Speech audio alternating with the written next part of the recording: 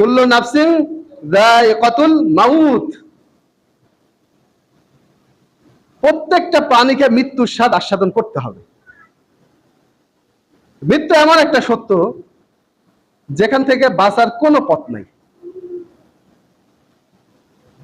এমন কোন ঔষধ নাই যে ঔষধ দিয়ে সে মৃত্যু থেকে বাঁচতে পারে।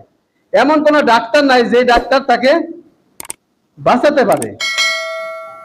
হায়াতের মালিক আল্লাহ, মৌতের মালিক আল্লাহ।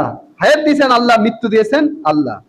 মালাকুল মউত জান কবজ করে, আল্লাহর হুকুমে করে। আল্লাহর নির্দেশ ছাড়া মালাকুল মউত কারো মৃত্যু ঘটাতে পারে না। ফেরেশতারা কি আল্লাহর হুকুমের পাবন্দি করে, আল্লাহর গোলামি সম্পাদন করে, কিন্তু সবকিছুর একচ্ছত্র মালিক একমাত্র আল্লাহ সুবহানাহু ওয়া তাআলা।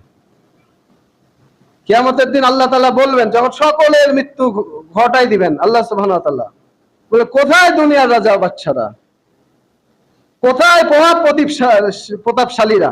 দুনিয়াতে অনেক প্রভাব দেখিয়েছিলে, অনেক প্রতিপত্তি তোমার ছিল, সম্পদ ছিল। তুমি যখন চলতে বিশাল এক গাড়ির বহর তোমার পিছনে চলতো, মানুষ ব্যতিব্যস্ত হয়ে যেত কোন চেয়ারে তোমাকে বসতে দিবে।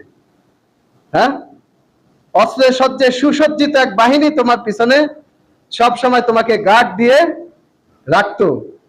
সেই তুমি কোথায়? আল্লাহ তাআলা বলবেন, ডাক দিবেন, প্রভাব প্রতিপশালীরা কোথায়, রাজা বাদশারা কোথায়? হাজার হাজার বছর পার হয়ে যাবে, কোন উত্তর আসবে না। এরপরে আল্লাহ বলবেন, আমি বাদশাহ, আমি রাজাধিরাজ, আমি প্রভাব প্রতিপত্তিশালী। মৃত্যু এমন একটা বাস্তব সত্য জিনিস যে সকলের মাঝে উপস্থিত থেকে একজনের মওত হয়ে যাচ্ছে, কিন্তু তার আশেপাশের মানুষ বলতে পারে না। কি বলেন?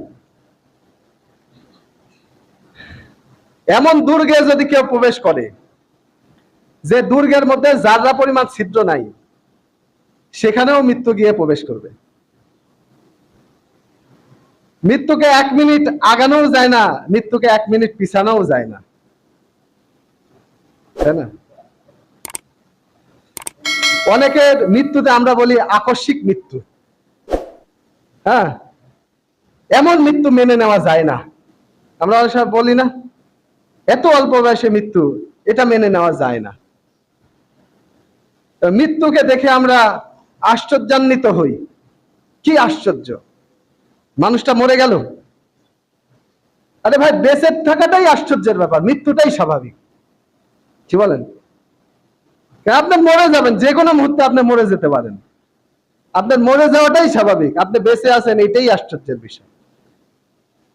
আল্লাহ তো মওতকে নির্ধারণ করে দিয়েছেন, এটাকে আগানোরও সুযোগ নাই, পিছানোরও সুযোগ নাই।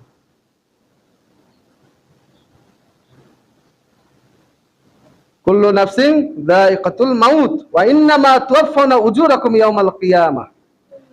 প্রত্যেক মানুষ কিয়ামতের দিন তার কৃতকর্মের পরিপূর্ণ বদলা লাভ করবে। ফামান যুহজিয়া আনিন নারি ওয়া দাখিলাল জান্নাতা ফাকাদ ফাজ ওয়া মাল হায়াতুদ দুনিয়া ইল্লা মাতাউল গুরুর। যাকে জাহান্নাম থেকে বাঁচানো হলো এবং যে জান্নাতে প্রবেশ করলো, সেই হচ্ছে সফলকাম। আল্লাহ বলেন, ওয়া মাল হায়াতুদ দুনিয়া ইল্লা মাতাউল গুরুর।